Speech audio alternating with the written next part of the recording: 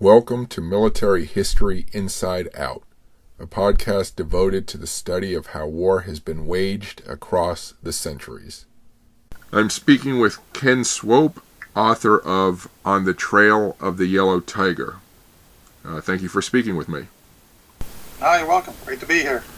So when did you start writing history?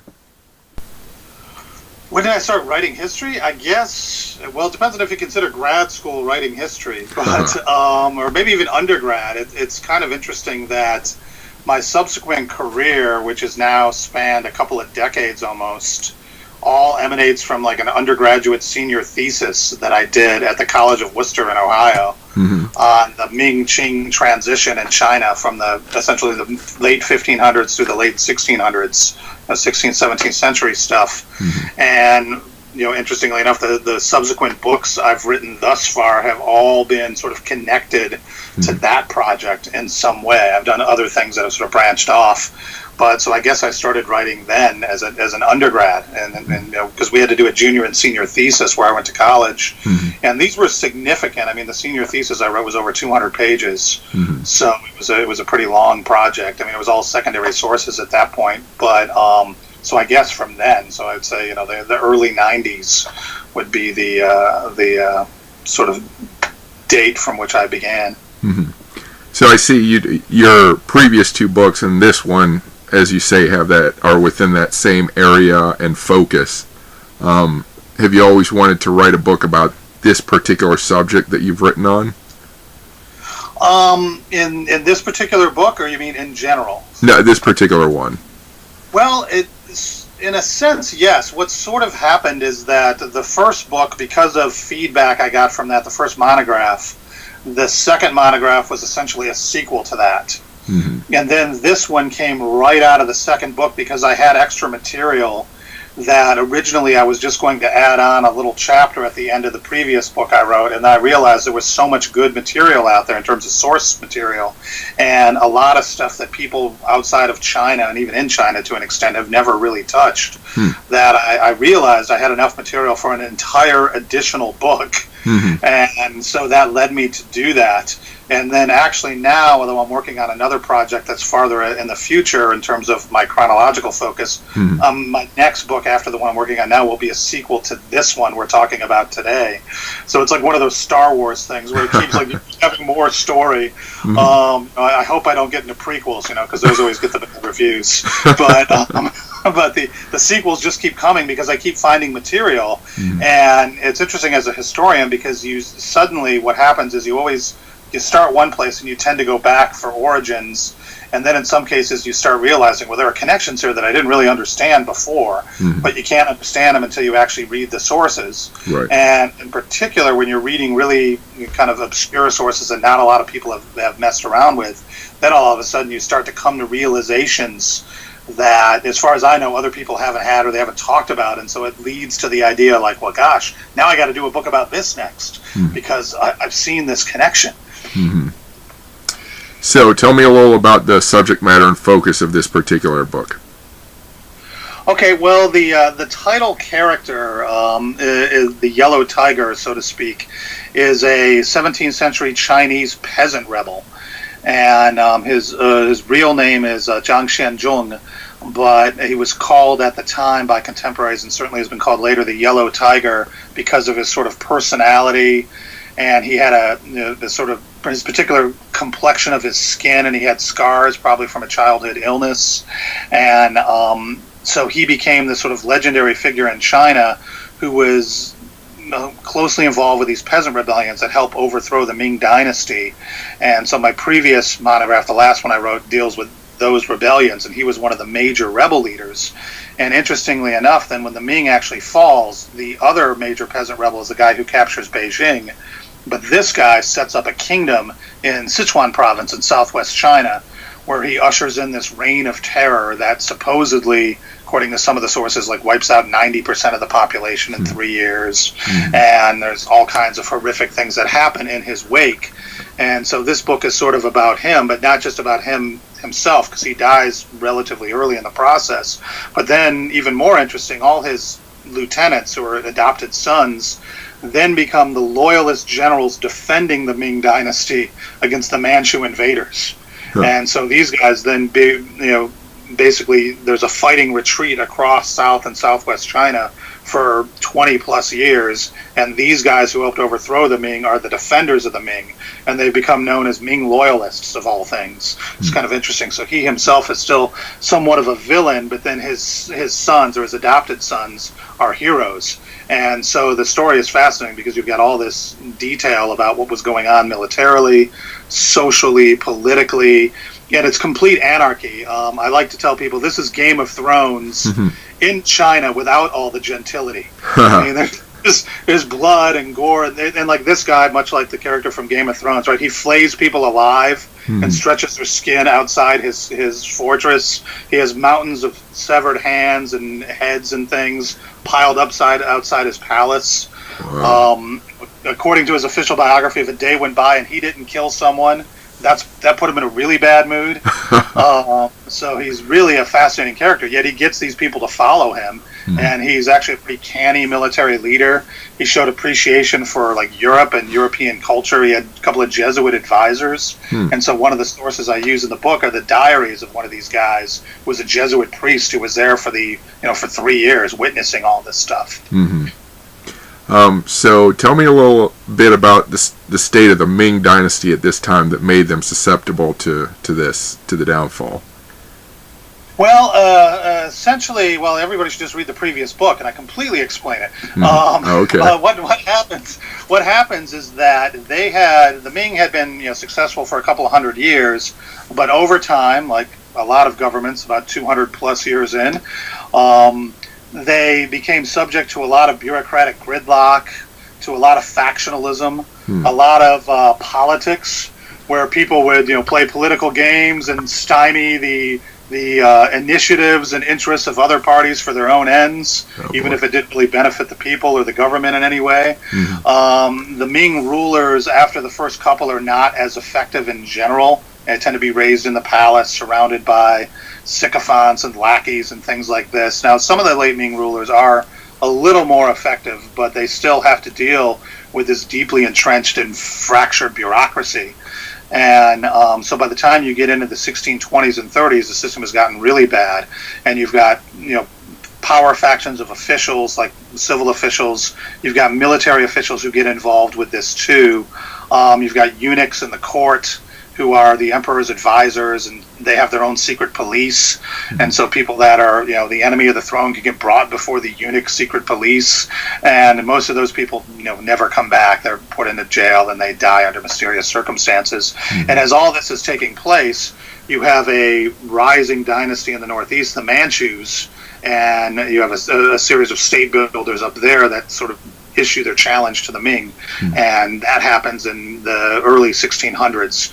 And so the Manchus they're the people who are invading, as this takes place, and they're the sort of enemy of the Ming by you get to this point. But the Ming are beset by factionalism within, by the Manchus coming from without, by peasant rebels within.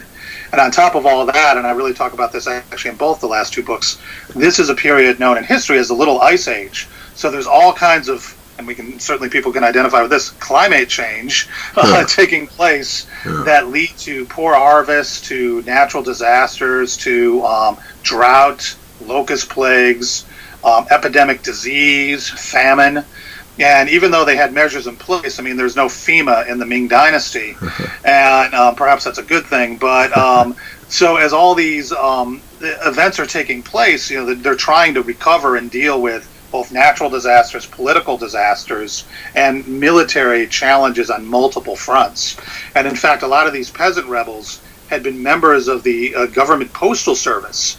And when the government has to cut back on the postal service, they lay off a bunch of these guys and they become bandits. And then they have military skills and knowledge of the terrain and everything else. So Zhang Xianzhong, he himself was actually in the army, and apparently from a young age he was kind of violent and aggressive, and so, as in many societies, he ends up in a military career. But he gets into trouble early because he gets in a fight and he strikes an officer, and they're going to execute him, but then they decide that he seems like ferocious enough that they'd like to make him a commander, but then he gets involved in another altercation and becomes a bandit. And it sort of goes from there. But then his father has an incident where his father had been a traveling sort of salesman, and he gets humiliated by some officials, and so this supposedly convinces Zhang to like kill all these officials later because his father had been humiliated by them when he was a kid, and so he has this sort of revenge factor in mind.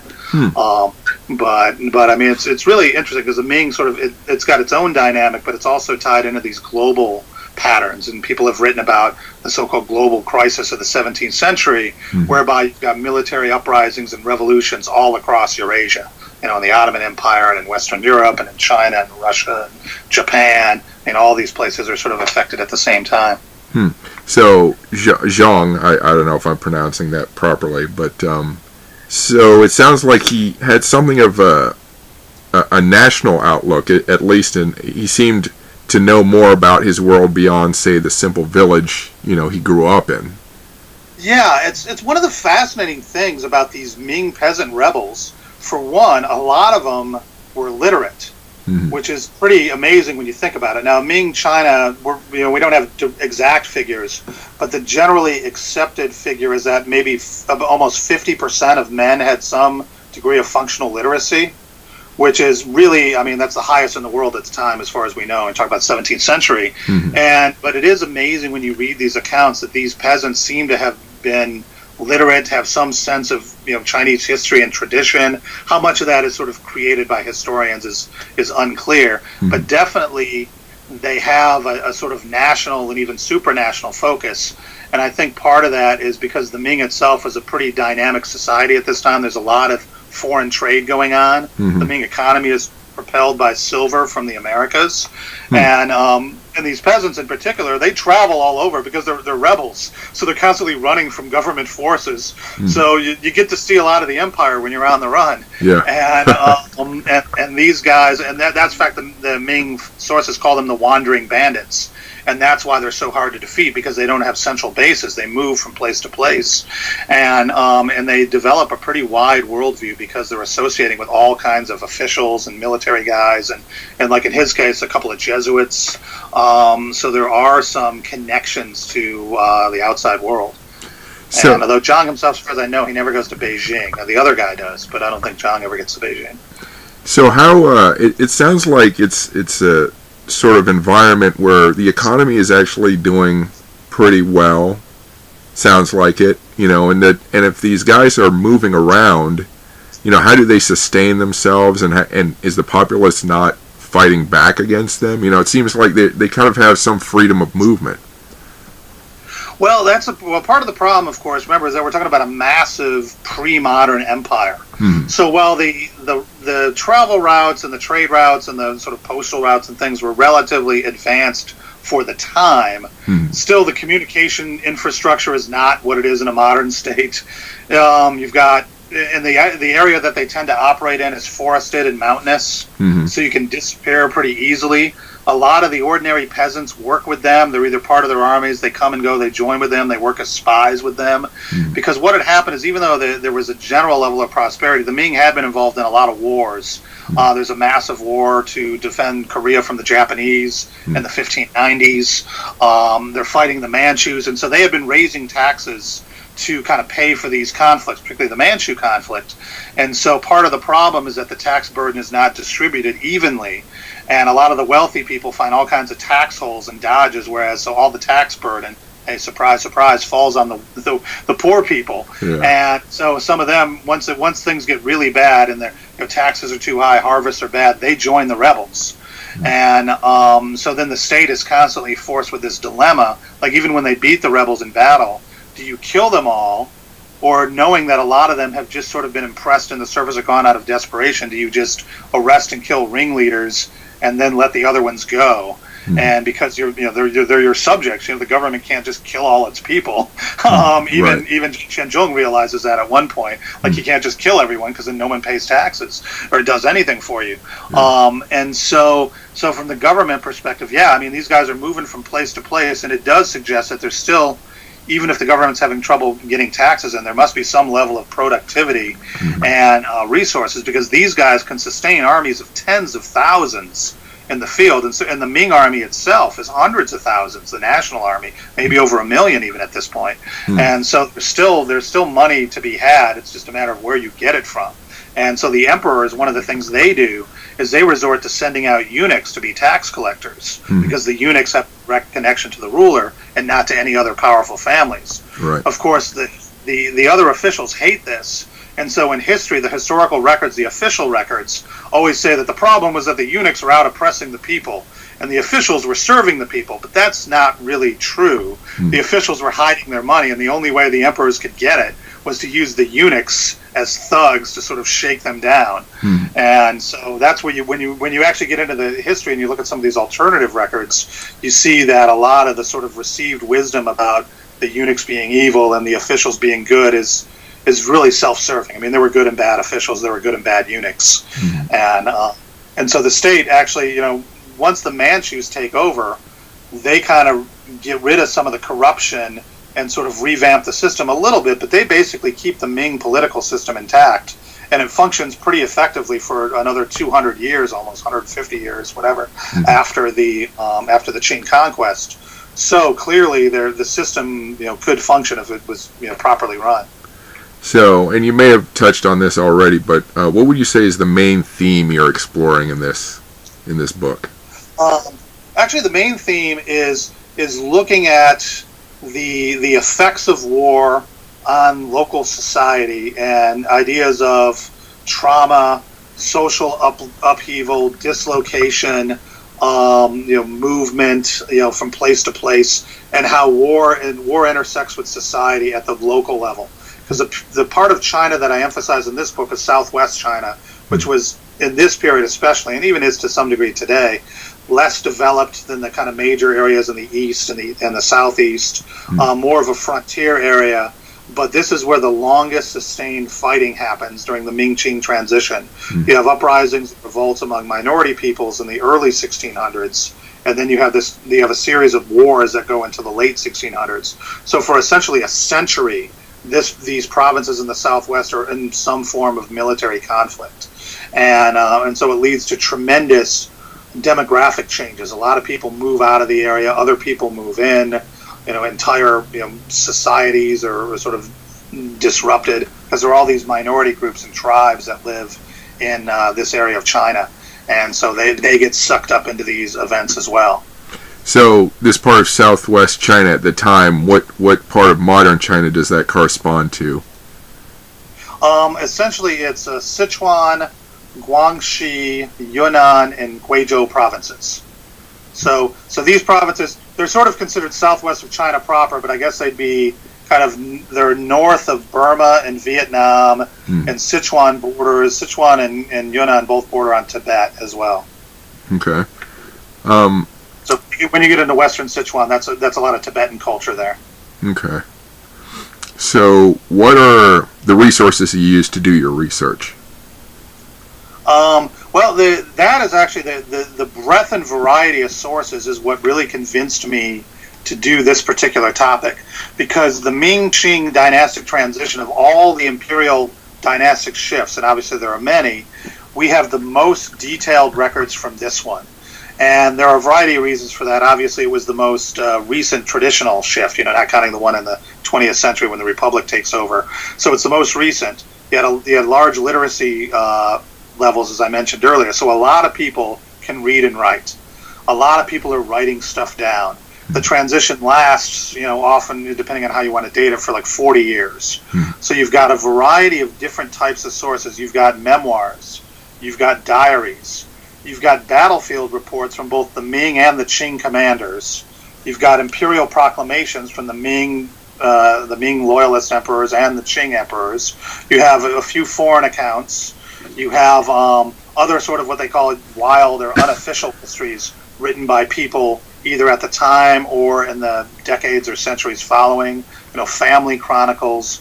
You have what the Chinese call gazetteers, which are local histories of counties or cities or prefectures, things like that. So you have a tremendous variety of these kind of sources that you can look at. So you really get a great picture of things. I mean, in some of them you have folk tales, short stories, ghost stories. I mean, all kinds of things about this period that really make it rich to give you a sense of what was going on at the time. And some of these chronicles, I mean, the guy who was one of the Qing commanders, a former Ming general who defects to the Qing and who was responsible for the pacification mostly of Sichuan, his records is 24 volumes of letters and correspondence and things, and it's just amazing how detailed it is. And so there's just a lot of really rich material for this era. So where is most of that housed, or is it just spread out everywhere currently? Well, luckily, for various reasons, a lot of the materials were gathered and compiled in big compilations during the Qing Dynasty and in various imperial projects in the Qing period, because they wanted to chronicle the conquest, particularly stuff that was favorable to them. Other things were gathered in compilations in the 19th and 20th centuries in mainland China and Taiwan, so a good portion of the material has been published in one form or another.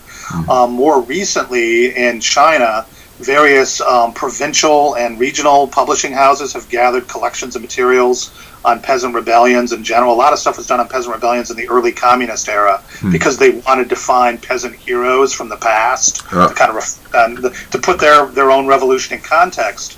So even though some of the intros and stuff of these materials were politicized, they always start and end with a quotation from Chairman Mao, but the actual material is great because it's the primary sources of peasant rebellion from different perspectives, folk tales, government campaigns, letters, dispatches, that sort of thing.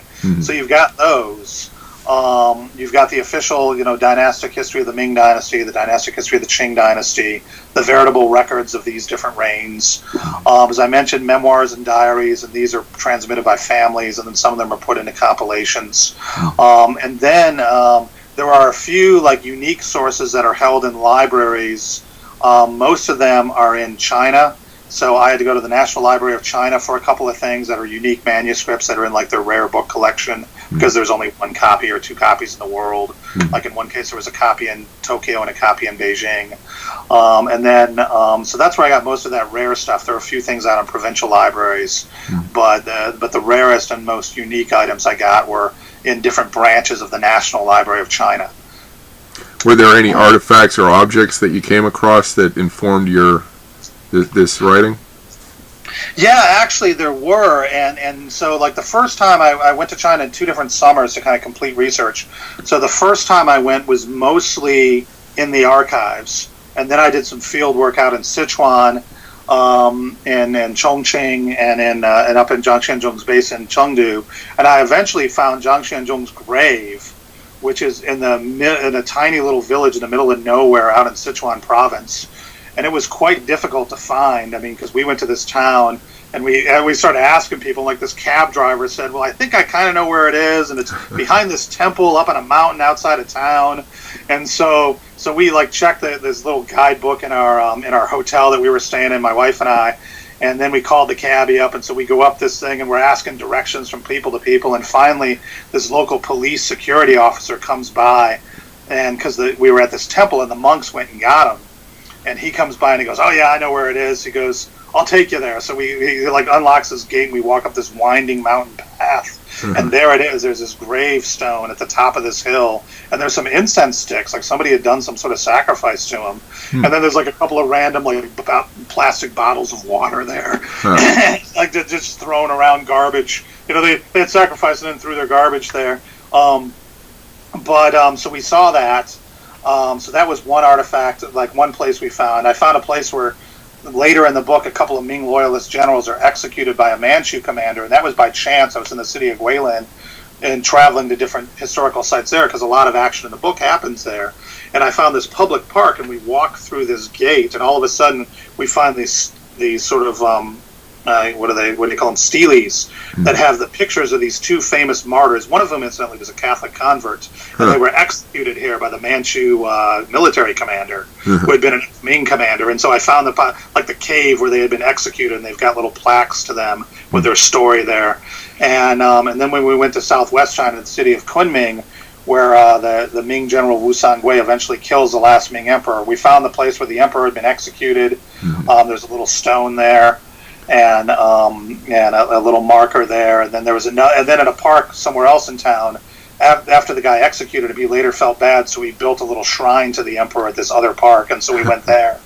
And so that was pretty interesting. And then more recently, although I haven't seen these themselves, there was a big naval battle fought between Zhang Xianzhong's forces and Ming loyalist forces in 1647.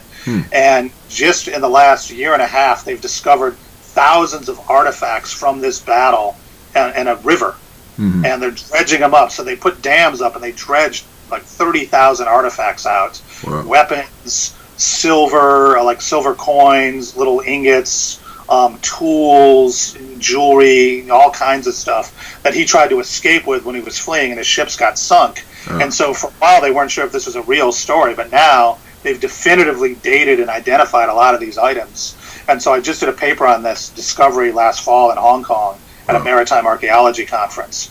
And so it's very timely that the book will be coming out this summer, because now there's a lot of interest in this in China. Like the Chinese version of Facebook and Google and stuff, there's all these stories you can find about the sunken treasure of Zhang Xianzhong. And so it's pretty interesting. What part of China did that sink in, or did it occur? It was in Sichuan. It was in Sichuan province. So it was south of the city of Chungdu, which is the capital of Sichuan, towards Chongqing, on the way to Chongqing. What river is that? It was I think it was the Jin River. I think it was the Jin River. So I have to check. Two rivers that go around Chengdu, and I think it was the Jin that this one was in. Okay. So I guess, is there an older version of written and written Chinese from this period that you've learned or or? Yeah, the original documents are written in what they call Wenyan, or classical Chinese, and so the Chinese characters are called traditional characters, right? And so the communists created a simplified form of Chinese characters in the 1950s, and that's what they teach in China now. But in Taiwan and Hong Kong, they still use the traditional characters. But the writing style is quite a bit different from modern Chinese. There are a lot of classical references to history and historical figures, and there's no punctuation in classical Chinese, so it can be very difficult to figure out when sentences begin and end. And sometimes they use alternate forms of characters or shortened forms, abbreviated forms for official titles and things like that. And so it can be challenging, to read stuff. Usually it takes a while to get used to documents of a certain era, and then once you read a lot of them, you get more comfortable with it. Right. But yeah, it's definitely specialized, and this is compounded by the fact that some of these things are handwritten manuscripts. So it's not printed, it's handwritten, which means that it can be even more difficult to read. Right. And even just handwriting is usually pretty neat. In the case of one of the documents I read at the National Library was in such bad shape, and it was the only copy in the world, that they wouldn't let me touch it. I had to sit there all day in the library with a librarian, and she wore gloves, and she would turn page by page as I read, and then I could transcribe, either copy it or just transcribe it in pencil in my own notebook, because they wouldn't let me take digital photos. And then I would just say, like, Shan, which means turn the page, like, all day. And she would sit there for 8 hours with me all day, because I would go there when they opened and leave when they closed, because they would only give me a few days to read them, because these documents are so precious that they're like, okay, you get 2 days per document or 2 days per source. And the one case, the stuff was really long, and so my wife argued with them. She's Chinese. She argued with them to give me an extra 2 days because the source was so long. And she's like, he's a foreigner. He can't read Chinese as fast as us. There's no way he can read all this in 2 days. You gotta give him more time. And so finally they give me an extra 2 days. I still didn't really get through all of it, but I got through more of it. That was a really long one. The other sources were short enough that in 2 days I could read them, but it was pretty interesting just to see that stuff. So what part of the research for this particular book was most enjoyable? It's probably a combination of doing that stuff in the National Library and just knowing that literally a handful of people in the entire world have ever read this stuff and looked at it. And so just finding things and saying, like, wow, in 400 years, how many people have ever had the chance to look at this? Right. That was pretty cool.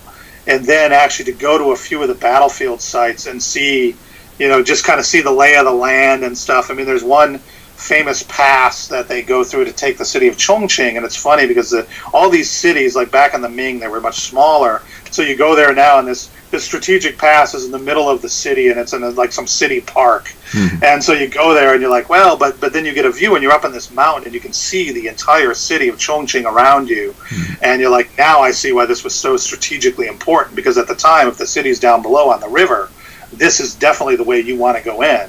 Right. But now it's just like, yeah, whatever, there's a subway stop, you get off there, mm-hmm. and then you walk out to this site. But, back then, when it was much smaller, it's a different location. But just to see some of these, their weapons and things and places where these people actually lived mm-hmm. is pretty interesting. I mean, as a military historian, it's always fun to get out into the field a little bit mm-hmm. and see, like, where these battles happened. And unfortunately, to the present at least, unlike here, for example, there's not a lot of preservation of battlefields in China or things like that. Historical tourism mm-hmm. is just kind of getting started. Mm-hmm. And so, it's not like going to Gettysburg or one of those places where you would see that. I mean, you go to a few places and they might talk about a battle. There's like one little plaque or something, mm-hmm. but there's not like a big park kind of infrastructure for that sort of thing. Mm-hmm. They're trying to do more kind of historic tourism, but it's not nearly as developed as it is here. Right. What did you find that was most surprising in your research? I would say probably the kind of frank discussion of sort of problems and issues that were going on at the time. I mean, some people are very critical of even their own side, and sort of sensitive to the plight of ordinary people. And, it's very humanizing when they talk about, the piteous cries of children and lamentations of women and these sorts of things, and how they, the effects of being away from home and not being able to eat traditional food or whatever, and then sort of these kind of stories, as well as what also was really, I don't know if it's surprising, but really fascinating, is there's a lot of sort of, they're not really urban legends because this is rural area, but rural like legends and folklore that get brought in. So stories of ghosts and humans that turn into vampires and cannibalism, mm-hmm. and some of that stuff is really interesting because they just sort of kind of drop it in, and it's like, oh yeah, by the way, then Zhang Xianzhong started seeing ghosts, and there were headless ghosts wandering around his palace, uh-huh. and there were disembodied hands that took food out of his mouth, and then I started finding these stories from other periods. And so I came up with this notion that in China there's a recurrent rhetoric of catastrophe. Like certain things happen and they use a specific kind of vocabulary to talk about these things. And that was kind of interesting to see that, like, this is specific to this era, but when you go to the end of the Manchu dynasty, you find some of the same types of stories and things being brought up again. And sort of accounts of what happens. What also is interesting is the repeated emphasis on disorder. Like what chaos brings and why you need government. Mm-hmm. You need a strong government to prevent chaos, because when chaos occurs, you have, the spirit world is out of hand. You have tiger attacks. You have wolf attacks. Mm-hmm. You have people reverting to cannibalism. You have all these things. Mm-hmm. And so what you really need in the end is a strong, centralized government to kind of, run things. And whether that's Ming or Qing depends on your perspective. But certainly they both lament and blame the other side. Mm-hmm. So I'm curious about these folk tales and the ghosts and stuff. Are these aren't stories told sort of in a way that they curse the other side and are gleeful that they're suffering? Is it more just like they notice or they just kind of express their observation that this must be going on? Yeah, and it seems to be tied to the idea of disorder and chaos in the world in general.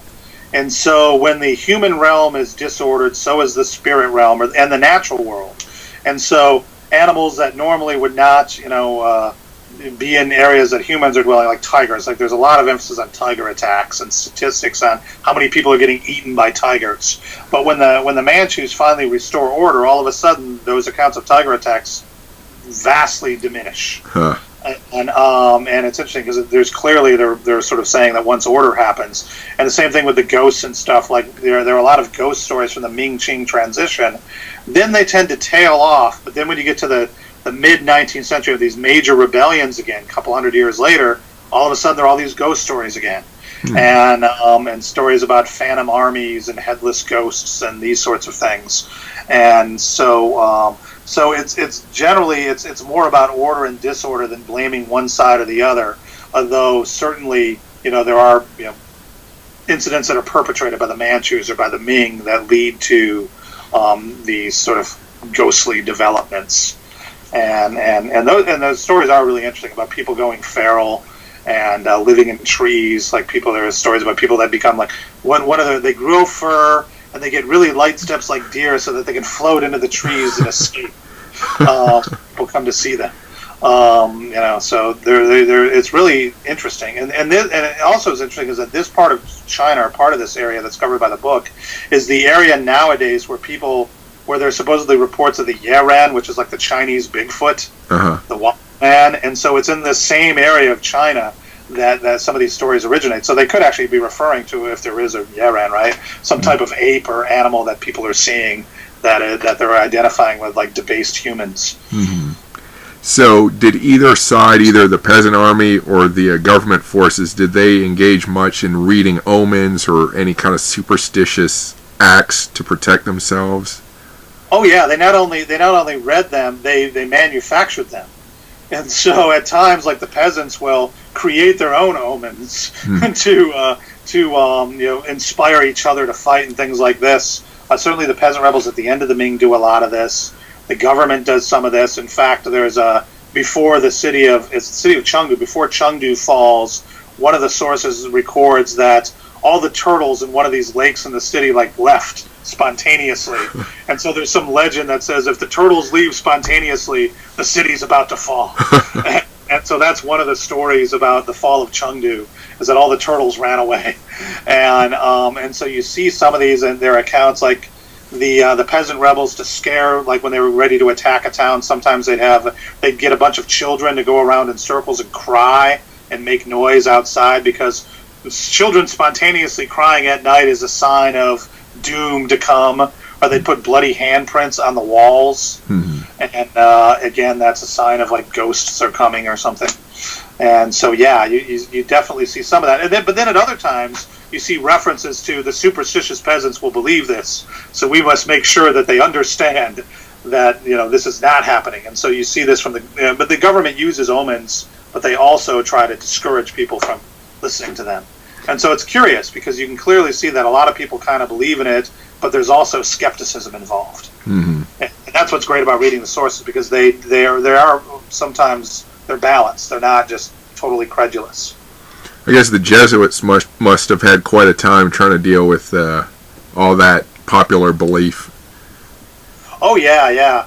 And it's interesting because when you read their accounts, especially the ones they send back to Rome, they're always trying to put a positive spin on what's happening in the form of conversion. So, yeah, this guy's a bloodthirsty, maniacal dictator, but he expressed an interest in building a Catholic church later. So, we should keep this in mind. and so at times they'll say like positive things, even about Zhang Xianzhong. But then they also throw in their comments about Buddhism and polytheism and all these other sorts of things that they don't like. But they are definitely interested in high culture and the sort of erudition of the Confucian scholars. Was Taoism much of a... I don't know my Chinese religion that well, but was Taoism active in this period or influential? Yeah. There's in fact, Zhang Xianzhong himself was heavily into sort of Taoist religious beliefs, and so Taoism is both a philosophy and a religion. So a lot of the Chinese folk gods are they're connected to the Taoist pantheon. Some of them are Buddhist, some of them are both, and so there's most ordinary people would not self-identify as any one or the other. They just kind of take it all in. And so Taoism, Confucianism, Buddhism, put it all together. That's Chinese religion. And it's like even Chinese religious experts, which I am not, like they admit that they're confounded, because there is no one orthodoxy. I remember a couple of years ago there was some discussion on like one of these HNet server lists about the proper way to set up a shrine in your house, and like one post got 17 or whatever, 20 different responses from specialists in Buddhism or whatever. So everybody had a different response on what the proper way to set up a house shrine is. So it all depends on your perspective. So what was the most difficult part of your research, in that something that was really difficult to answer, or maybe is still a mystery to you? Well, the biggest challenge, I guess, was at times figuring out motivations for people, and just keeping all the characters and individuals straight in terms of how things happen and how they sort of fit together, because there are literally hundreds of documents, and at times you've got dozens of kind of major players, and so at times it's sort of difficult to figure out precisely why somebody joined with somebody else, or what a particular motivation was, or why somebody decided to do A rather than B, because they might not even mention it, or you might get 3 or 4, 5 different explanations depending on which source you read. So trying to correlate all these different threads and put them together and figure out exactly what's going on and how it kind of fits into some coherent whole, it was probably the biggest challenge. I mean, because a lot of people have written about the Ming-Qing transition before, so the general sort of narrative of events is fairly well established. But just who did what, why is sometimes a little bit confusing. Like, why did his adopted sons decide to become Ming loyalists? Mm-hmm. And it's still, I have my suppositions, but some of them seem completely self-interested. But one of them in particular seems like he really was legitimate, mm-hmm. but we don't necessarily know why, except what his sort of defenders tell you, mm-hmm. his sort of modern Chinese supporters tell you. So was there anything you discovered that emotionally moved you? And I don't just mean sadness, in maybe something very funny or amusing, or just emotionally powerful. Yeah, well, I think what for me is really interesting is how some of these figures, and I do think it'd be a fantastic sort of and the Chinese have written novels, and there are Chinese movies and stuff, but it would really be a very moving kind of picture or mini series or something, in the sense of how some of these people really do become kind of devoted to a national or a regional cause, and really, even though it's pretty obvious that they're in a bad situation, they keep fighting, to the end. And so that General Li Dinghua, when everything is kind of falling apart, he's still, to the very end, is trying to save the last Ming Emperor from, the guy gets imprisoned by the King of Burma, and he's trying to save him, and he's fighting elephants, and in the end, the Emperor is captured and executed, and supposedly the day Li gets the letter that the Emperor has been executed, he becomes sick himself and dies a couple of months later, and then he tells his son and his nephew, the son and the son of one of his best friends, he's like, whatever you do, never surrender to the Manchus. This is what he says in his deathbed. And of course they both do. They both get sinecures as princes and surrender to the Manchus a few weeks later. But he's still revered as a great hero. And so it's just some of these fun stories. These people who are they're going to their doom and they continue to fight. There's some interesting stuff, and there are some women warriors who are very prominent in the story, and their husbands die and then they become warriors themselves, and so some really fascinating stuff. Mm-hmm. So what do you hope the book will do for the specific field of Chinese military history, or military history for this period? Well, what I'm hoping to do is certainly connect into this literature on the 17th century crisis and the kind of what was going on globally, but also provide a sense of how warfare was sort of experienced in the 17th century, not just in China, but how you can extrapolate out and get some sense of these events, because these events and the figures around them were repeatedly then used. The major figures were repeatedly used throughout Chinese history since then, up to the present. There were movies, books, comics, all these things that talk about these different characters as kind of moral examples, as political exemplars as, loyalists or traitor, that sort of thing. And so there's a lot of sort of resonance in modern Chinese history, 19th, 20th century, 21st century, even Chinese history. So I think from the China perspective, it'll be interesting maybe for people to get more of the details of these people, and then how their memories or sacrifices were used by different groups later for specific political or other ends. And then in a global sense, to get a sense of, hey, we're talking about 17th century warfare, China, there are far more sources probably in China than anywhere else in the world. And I was just rereading John Keegan recently, his discussion of the Battle of Waterloo, and how that's so important because you have so many more sources for that than you have for previous European battles. And I'm thinking, like, well, that's even what they have for Waterloo probably is about equivalent, if not equivalent, to what you have in the Ming. And so I think if people really want to get a sense of the lived, as much as you can, right, the experience of war and how it affects, different segments of society, men, women, children, minorities, conquerors, the conquered, you can get that from this story. Interesting. So, can you speak to any difficulties you had in getting the book published and how you overcame them? I can't, because there were none. Okay, that's good. It actually was really smooth. What happened was, and I should tell this for people out there, right? It's good to know somebody. And so my previous book had just gone into production, and I had an idea. I had an idea for this book, and I wrote a grant proposal for a grant to be a 1-year visitor somewhere. And I didn't get the grant, but by the time I'd written the proposal, I realized I had a book proposal. And so my friend David Graff is a series editor at Nebraska Press. It's called Studies in War, Society, and Military. Right. So I approached him and I said, hey, do you think these guys might be interested in this book? And he said, sure, probably. And so I sent it off to them.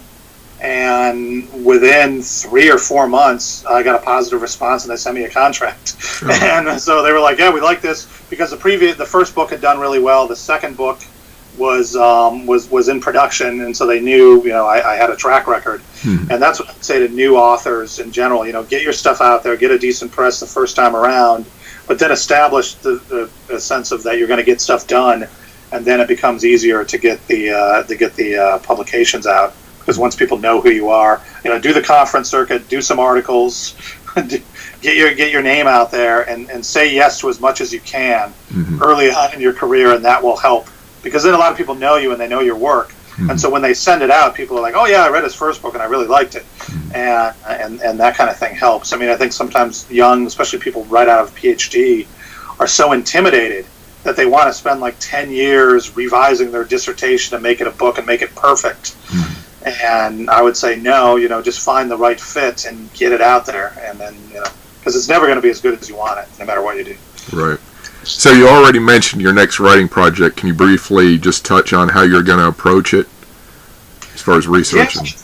Yeah. The new one is interesting because, again, it's one of these things that I had not. Well, I planned on doing it for a long time, but I just was doing other stuff, and so the new project is actually the one that's not the sequel to this. The one I'm working on right now is a biography of General Zuo. So the guy that the chicken dish is named after, General Zuo's chicken, right? A real guy, and so people like, and I was literally inspired to write that because every time I tell people I study Chinese history, so what about that General Zuo guy? And I'm like, damn it, I'm just going to write a book about him and just tell people, read my damn book.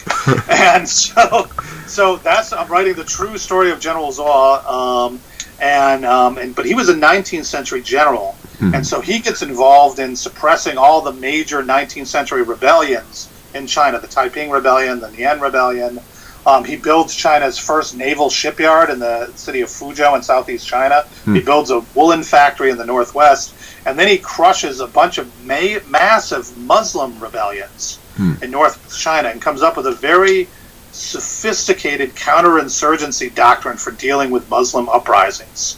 And so now all these military, and and counterinsurgency guys are interested in this book because they want to see, because he talks about winning hearts and minds and different kinds of Muslims. There are the Muslims that you can work with, the ones that you just kill, and he comes up with this very elaborate doctrine. So I'm actually doing a book on him now, and the sort of first step is doing background reading and biographies and stuff, and then I've got his collected works, which are 16 volumes, about 500 pages each, of classical Chinese, and it's like letters and and military reports and all that. And then there are a bunch of campaign histories, sort of what the Ming Dynasty did against these different rebels, and so I'm going to be going through those as well. And so, and virtually all of this stuff has been published in different versions. So I'll probably go to China because they've apparently tried to turn his where he lived in his hometown into a bit of a tourist site because he's really famous in China. Yeah. Not for the chicken dish, because that's an American dish. Yeah. Nobody knows about this dish in China. And interestingly enough, his favorite dish was dog. But I don't think we're going to get a lot of General Zuo's dog here. But I'm going to go to the village, probably maybe this year, probably next year, and just check it out and see what they've done as far as a historical site. But that's the project I'm into now. Okay. So where can people find your works? Definitely Amazon. That's probably the best place. The different publishers also sell them. Nebraska Press has this book that we're talking about today. That's the University of Nebraska Press. The first one was Oklahoma. Then Routledge. I publish a lot of stuff for Routledge, and so Routledge Press. They have that. They have stuff on their website as well. Major academic conferences: Society for Military History, Association for Asian Studies. Sadly, I've yet to see a trade bookstore in the United States with these, but I have seen them in England. British bookstores in London carry my books. So you'll be watching in London. Yeah. Go to Charing Cross Road, and there are a couple of big bookstores that have my books, and the British Museum sells them because I did a conference there a few years ago, and they had copies of my books for sale at the British Museum of all places. So you can find them there. Nice. So, any final thoughts? My main thing would be, people should really, explore Chinese military history. There's a lot of unexplored stuff out there. There are a lot of interesting things that really correspond to what's going on elsewhere militarily. I think Europeanists tend to have, blinders sometimes and think that, certain developments are unique to Europe or only apply to them in terms of technology, organization, experience, etc. But in fact, there's plenty of stuff going on in China that also has resonance for other parts of the world, and along those lines, China was heavily involved in military affairs. Some people say, it's Confucian culture, it was pacifist. That is a total myth. All right. Well, thank you then. Thank you for listening. More information can be found at warscholar.org.